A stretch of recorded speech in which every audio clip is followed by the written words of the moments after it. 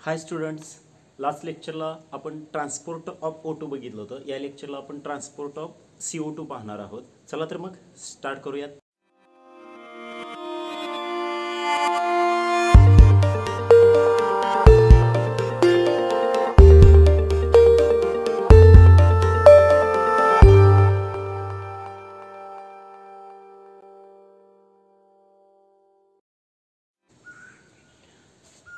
तर हा जो CO2 आहे, हा CO2 बॉडीमधून बाहेर टाकण्यासाठी मेनली दोन घटक कारणीभूत असतात. त्यातला पहिला आहे RBCs आणि दुसरा आहे प्लाझ्मा.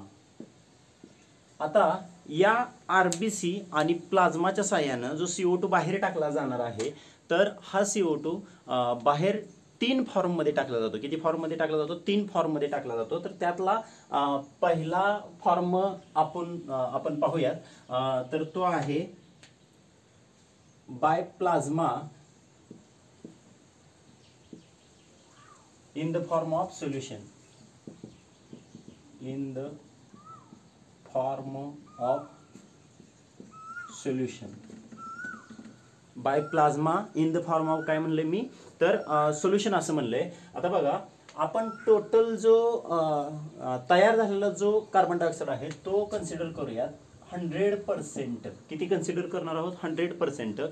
आणि मी सांगितलं की तो बाहेर किती फॉर्म मध्ये टाकला जातो? तर तीन फॉर्म मध्ये टाकला जातो. त्यातला जो पहिला फॉर्म आहे तो आहे by plasma in the form of solution. म्हणजे प्लाझ्माच्या साह्याने बाहेर टाकला जातो, पण तिथे एक सोल्युशन तयार केलं जातं आणि त्याच्या साह्याने हा बाहेर टाकला जातो. तर किती 100% मधला किती CO2 हा सोल्युशनच्या फॉर्ममध्ये बाहेर टाकला जातो? तर नियरली 7% एवढा CO2 हा या सोल्युशनच्या साह्याने बाहेर टाकला जातो. तर तो कसा टाकला जातो?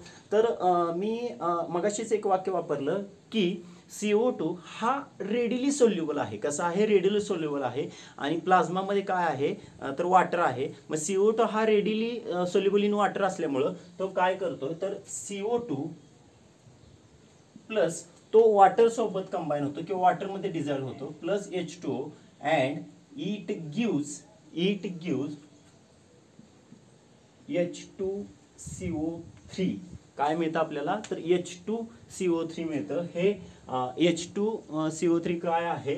तर हे H2CO3 हे कार्बोनिक ऍसिड आहे. काय आहे? तर कार्बोनिक ऍसिड आहे. कसलं ऍसिड आहे? हे कार्बोनिक ऍसिड आहे. म्हणजे हे सोल्युशन तयार झालं तर या रूपामध्ये हा कार्बन डायऑक्साईड बाजूला पडतो. बघा, प्लाझ्मामध्ये हे सगळं होत आहे. प्लाझ्मामध्ये जो CO2 बाहेर टाकला जातो प्लाझ्माच्या साह्याने, तो कसा बाहेर टाकला जातो? तर प्लाझ्मामध्ये असणारं वॉटर, तर हा CO2 रेडिली सोल्युबल असतो. कशामध्ये? तर वॉटरमध्ये. आणि तो जो ऍसिड फॉर्म करतोय किंवा सोल्युशन फॉर्म करतोय, त्या सोल्युशनचं नाव काय आहे?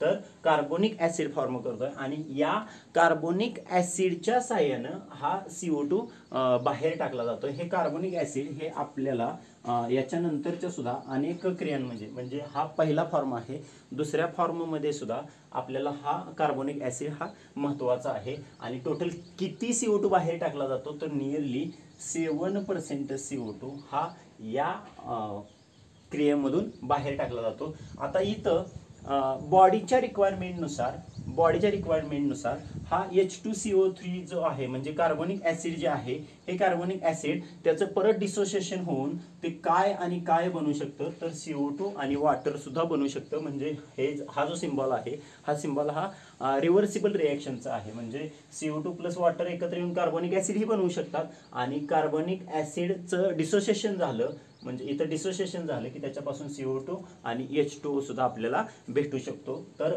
हा झाला पहिला फॉर्म. याचा तुम्ही स्क्रीनशॉट घ्या.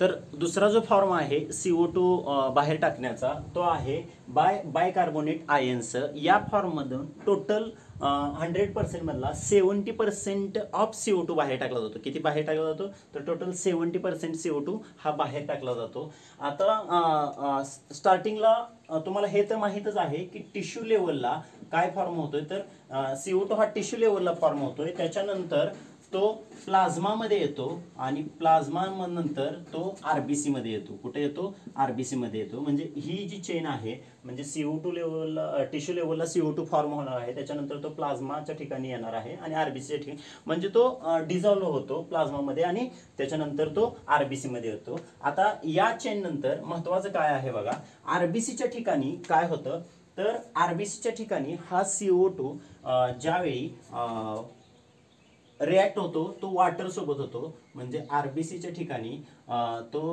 वॉटर सोबत H2O सोबत रिॲक्ट होतो. पण इथं एक महत्त्वाचं लक्षात ठेवायचं आहे, या आरबीसीच्या ठिकाणी हा जो CO2 आहे तो वॉटर सोबत बाइंड होण्यासाठी एक महत्त्वाचं असं एक एन्झाईम आहे आणि त्या एन्झाईमचं नाव आहे कार्बोनिक एनहायड्रेज. कोणता एन्झाईम आहे? कार्बोनिक एनहायड्रेज आहे. आणि हे जे एन्झाईम आहे ते झिंक म्हणजे झेडेन कंटेनिंग एन्झाईम आहे कार्बोनिक एनहायड्रेज. या एन्झाईमच्या सहाय्यानं काय होतं, याच एन्झाईमच्या सहाय्यानं हा CO2 जो आहे हा CO2 बाइंड होतो. कोणासोबत बाइंड होतो तर H2O सोबत बाइंड होतो आणि आपल्याला जे पहिल्या फॉर्ममध्ये जे भेटलं होतं तर तेच भेटतं H2CO3 की ज्याला आपण काय म्हणलंय कार्बोनिक ऍसिड असं म्हणलंय. काय म्हणलंय? कार्बोनिक ऍसिड असं म्हणलंय. पण हे कोणत्या एन्झाईमच्या सहाय्यानं तर CA म्हणजे कार्बोनिक एनहायड्रेज एन्झाईमच्या सहाय्यानं हा जो CO2 आहे हा H2O सोबत बाउंड होतो किंवा बाइंड होतो किंवा डिझॉल्व्ह होतो इथं असं म्हणायला काही हरकत नाही. आता इथं H2CO3 म्हणजे आपल्याला जे कार्बोनिक ऍसिड भेटलेलं आहे ते इथं आरबीसीच्या ठिकाणी का 70% का आणि मगाशी जे बघितलं होतं प्लाझ्मामध्ये ओनली 7% का, तर हे जे कार्बोनिक एनहायड्रेज आहे हे फक्त आणि फक्त आरबीसीच्या ठिकाणी प्रेझेंट असतं, प्लाझ्मामध्ये नाही. कुठं प्रेझेंट असतं? हे कार्बोनिक एनहायड्रेज जे आहे ते फक्त आणि फक्त आरबीसीच्या ठिकाणी प्रेझेंट असतं आणि ते प्लाझ्मामध्ये ॲब्सेंट असतं. त्याच्यामुळं जो इथं जो रेट आहे फॉर्म होण्याचा कार्बोनिक ऍसिड फॉर्म होण्याचा जो इथला जो रेट आहे म्हणजे आरबीसी मधला जो रेट आहे तो प्लाझ्मापेक्षा कितीतरी पटीनं जास्त असतो. आता हे रिव्हर्सिबल ही आहे म्हणजेच याचं ब्रेकडाऊन होऊन CO2 आणि H2O तयार होऊ शकतो. इथं एक प्रॉब्लेम असा आहे, हा जो H2CO3 आहे, काय सांगतोय मी, हा जो H2CO3 आहे हे H2CO3 हे हायली अनस्टेबल असं कंपाऊंड आहे. कसलं? अनस्टेबल असं कंपाऊंड आहे. अनस्टेबल कंपाऊंड असल्यामुळं याच्यामध्ये या CA एन्झाईमच्या साह्यानं काय होतं तर इथं डिसोसिएशन होतं आणि आपल्याला प्रामुख्यानं दोन घटक भेटतात. एक H+ भेटतो आणि जो दुसरा आहे आपण म्हणलेलं HCO3- की ज्याला आपण बायकार्बोनेट असं म्हणतोय. काय म्हणतोय आपण त्याला? बायकार्बोनेट असं म्हणतोय.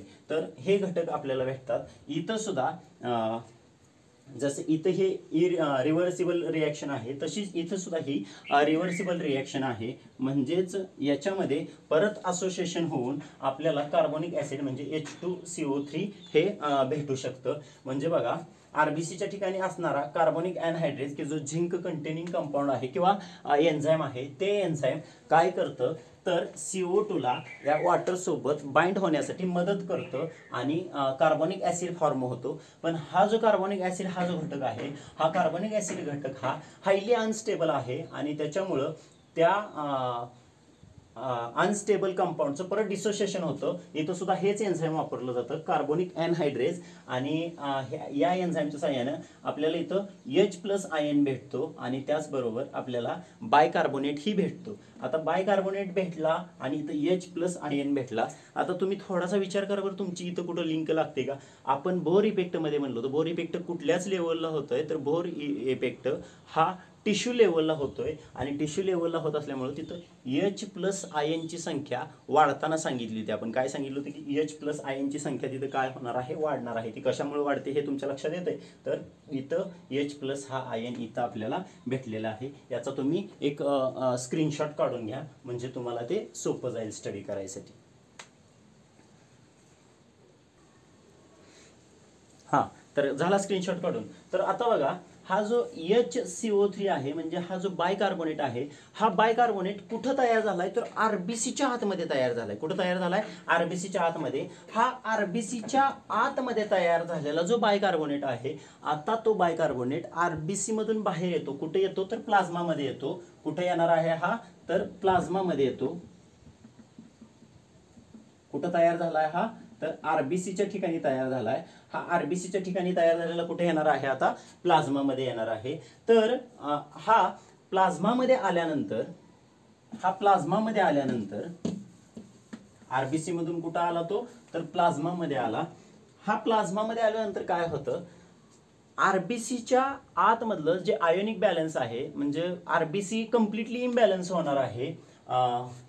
काय आला HCO3 मायनस हा आरबीसीच्या ठिकाणाहून कुठं आला तर प्लाझ्मा मध्ये आला. कुठं आला आरबीसीच्या ठिकाणाहून प्लाझ्मा मध्ये आला. तर हा प्लाझ्मा मध्ये येत असताना तो या आरबीसीला कम्प्लिटली इम्बॅलन्स करतोय. म्हणजे आयोनिक जो बॅलन्स असतोय आरबीसीचा तो कम्प्लिटली इम्बॅलन्स होतो. आणि इथं हा या आरबीसीचा आणि प्लाझ्माचा बॅलन्स करण्यासाठी तिथं काय केलं जातं तर या प्लाझ्मा मधून सीएल आयन हे आरबीसी मध्ये एंट्री करतात. कुठे एंट्री करतात? सीएल आयन हे आरबीसी मध्ये एंट्री करतात. आणि यालाच क्लोराइड शिफ्ट, यालाच काय म्हणायचं आहे क्लोराइड शिफ्ट असं म्हणायचं आहे. किंवा यालाच अजून एक नाव आहे हॅमबर्गर्स फेनॉमेनॉन. किंवा यालाच नाव काय आहे क्लोराइड शिफ्ट किंवा हॅमबर्गर्स फेनॉमेनॉन असं म्हणायचं आहे. की जिथं काय होतंय तर आरबीसी मधून प्लाझ्मा मध्ये हा बायकार्बोनेट आल्यानंतर प्लाझ्मा आणि आरबीसी यांच्यामधला आयोनिक बॅलन्स मेंटेन ठेवण्यासाठी प्लाझ्मा मधून हे जे सीएल म्हणजे हा जो क्लोराइड आयन जो आरबीसी मध्ये जातो याला क्लोराइड शिफ्ट म्हणायचं आहे. किंवा यालाच हॅमबर्गर्स फिनॉमिनॉन असं म्हणायचं आहे. आता हे जर लक्षात आलं असेल क्लोराइड शिफ्ट किंवा हॅमबर्गर्स फिनॉमिनॉन, तर आता याच्या पुढचा आपण पार्ट बघूयात. आता काय होतंय तर आपल्याकडे प्रामुख्याने दोन घटक मिळाले होते. म्हणजे H प्लस ही मिळाला होता आणि हा HCO3 मायनस आयन ही मिळाला होता. इथं आता याच्यामध्ये दोन प्रमुख घटक काय घडतात बघा. तर हा जो HCO3 मायनस आयन आहे हा प्लाझ्मा मध्ये आल्यानंतर काय करतो तर रिएक्ट होतो. म्हणजे Na सोबत किंवा Na प्लस सोबत किंवा K प्लस सोबत रिएक्ट होतो. आता आपण इथं प्रामुख्याने म्हणूया की हा Na सोबत रिएक्ट झालाय म्हणजेच NaHCO3 फॉर्म केले म्हणजे सोडियम बायकार्बोनेट फॉर्म केला. काय फॉर्म केला? सोडियम बायकार्बोनेट फॉर्म केला. काय फॉर्म केलेला आहे तर सोडियम बायकार्बोनेट फॉर्म केलेला आहे. तसाच पोटॅशियम बायकार्बोनेट ही फॉर्म केला जातो. म्हणजे सोडियम बायकार्बोनेट किंवा पोटॅशियम बायकार्बोनेट फॉर्म केला जातो. हे झालं या HCO3 मायनस आयनचं. आता हा जो H प्लस आयन आहे हा H प्लस आयन काय झाला तर वाढला ना. H प्लस आयन वाढला. कुठं वाढला? ब्लड मध्ये H प्लस आयन वाढला. आता जर ब्लड मध्ये H प्लस आयन वाढला असेल तर तो काय करणार आहे तर ब्लडचा पीएच कमी करणार आहे. आणि हा हल्डेन इफेक्ट आहे. बघा काय होणार आहे ज्या वेळेस ब्लड मधले H प्लस आयन्स वाढतात. आता तुम्हाला इथं सर्व क्वेश्चनचे आन्सर भेटली असणार आहे की मी तुम्हाला बोर इफेक्ट आणि जो हल्डेन इफेक्ट सांगितला होता ऑक्सिजन ट्रान्सपोर्ट मध्ये की जिथं H प्लस वाढतो किंवा पीएच कमी होतो. हे कसं तर बघा इथं आता H प्लस आयन वाढले प्लाझ्मा मधले H प्लस आयन वाढले याचाच अर्थ काय झालेला आहे तर इथं पीएच कमी होणार आहे. म्हणजे काय होणार आहे पीएच ऍक्च्युली कमी व्हायला पाहिजे पण इथं पीएच कमी होत नाही.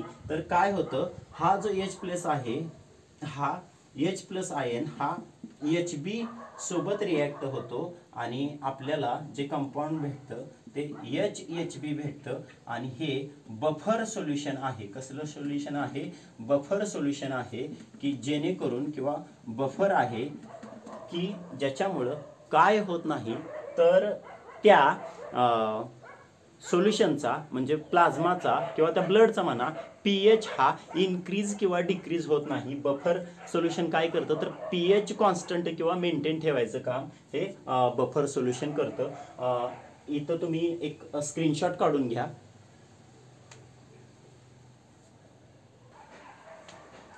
हा, तर हे जे बफर सोल्युशन आहे याचंच नाव आहे डीऑक्सी हिमोग्लोबिन. काय नाव आहे याचं? डीऑक्सी हिमोग्लोबिन हे नाव आहे. आता याच्यानंतर काय होतं बघा, ज्या ठिकाणी पार्शियल प्रेशर हे कमी असतं म्हणजे पार्शियल प्रेशर CO2चं कमी असतं. कुठल्या ठिकाणी कमी असतं तर CO2च्या ठिकाणी लंग्सच्या ठिकाणी जे CO2चं पार्शियल प्रेशर असतं ते अत्यंत कमी असतं. आणि मग त्या ठिकाणी काय केलं जातं तर हा जो मी जो आता तुम्हाला सांगितलं की H प्लस काय केलं जातं तर HCO3 मायनस यांच्यापासून इथं आपल्याला एक प्रोडक्ट भेटतं की जे आहे H2CO3. इथं सुद्धा हे एन्झाईम वापरलं जातं आणि ही रिॲक्शन ही रिव्हर्सिबल आहे. म्हणजे इथं डिसोसिएशन होऊन त्याच्यानंतर H+ आणि HCO3 मायनस हे आयन आपल्याला भेटू शकतात. तर सेम त्याच पद्धतीनं इथं अजून एक कंपाऊंड आपल्याला भेटतं की जे आहे H2O प्लस CO2. तर इथं आपल्याला परत कार्बन डायऑक्साईड आणि वॉटरही भेटू शकतं. म्हणजेच जे सांगितलं जातं जनरली एक्सक्रिशन टॉपिकमध्ये हे सांगितले गेले की वॉटर हे आपल्या नेझल कॅव्हिटीमधून सुद्धा रिमूव्ह होत असतं. म्हणजेच त्या CO2 सोबत आपण तिथं काय करणार आहोत तर वॉटर सुद्धा बॉडीच्या बाहेर टाकणार आहोत. कुठं ही रिॲक्शन कुठं घडलेली आहे तर ही रिॲक्शन ही पार्शियल प्रेशर CO2चं पार्शियल प्रेशर कमी असण्याच्या ठिकाणी म्हणजेच कुठं तर ॲट द लंग्स म्हणजे ॲल्व्हिओलरच्या ठिकाणी घडलेले आहे. हे H+ आयन काय करतात तर या HCO3 आयन सोबत कंबाईन करतात. म्हणजे या आयन सोबत कंबाईन करतात with the help of enzyme CA आणि H2CO3 मिळतं आपल्याला.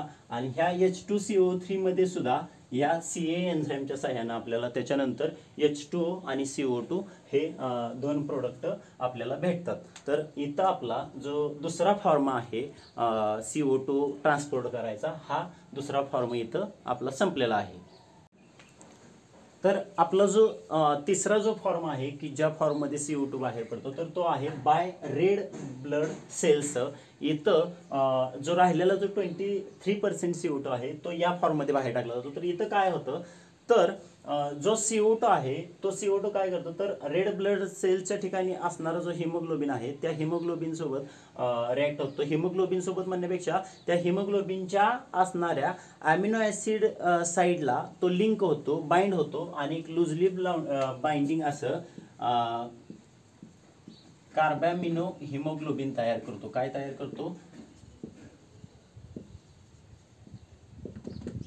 म्हणजे त्या अमिनो ॲसिड ग्रुपला तो CO2 अटॅच होतो आणि एक लुजली बाउंड असं कार्बॅमिनो हिमोग्लोबिन फॉर्म करतो. हे कार्बॅमिनो हिमोग्लोबिन हे एवढं लुजली बाइंड असतं किंवा बाउंड असतं की जिथं पार्शियल प्रेशर हे कमी आहे कोणाचं CO2चं म्हणजेच कुठल्या रिजनला तर लंग्स रिजनला किंवा अल्वेओलार रिजनला.